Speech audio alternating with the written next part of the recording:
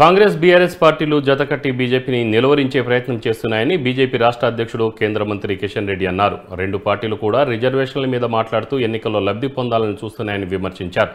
BJP అణగారిన వర్గాల అభివృద్ధికి పాటుపడే పార్టీ అని రిజర్వేషన్లు తొలగించదన్నారు. అమిత్ షా ఫేక్ వీడియోపై ముఖ్యమంత్రి రేవంత్ రెడ్డిని కోర్టుకు ఈడుస్తామన్నారు. అమిత్ షా వీడియోను మార్ఫింగ్ చేసి కాంగ్రెస్ పార్టీ పోస్ట్ చేసిందని తెలిపారు.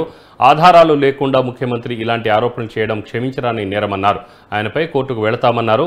ఒక ముఖ్యమంత్రిగా ఉండి ఇంతలా దిగజారడం సరికాదన్నారు. ఆయన ఇంకా పార్టీ నాయకుడిగా భావిస్తున్నారు తప్ప సీఎంగా అనుకోవడం లేదన్నారు. రేవంత్ రెడ్డి బహిరంగ క్షమాపణ చెప్పాలని కిషన్ రెడ్డి డిమాండ్ చేశారు. కూడా ఏకమై ఈరోజు బీజేపీని నిలువరించాలనేటువంటి ఆలోచనతో ఈరోజు జత కట్టారు.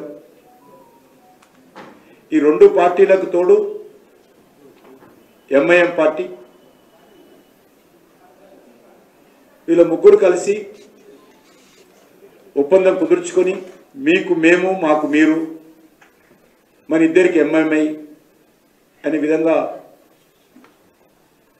మూడు పార్టీలు కుమ్ముక్కై ఈరోజు తీవ్రమైనటువంటి తప్పుడు ప్రచారము, అబద్ధాల ప్రచారము, బురదజల్లేటువంటి ప్రచారము కలిసికట్టుగా చేస్తుంది.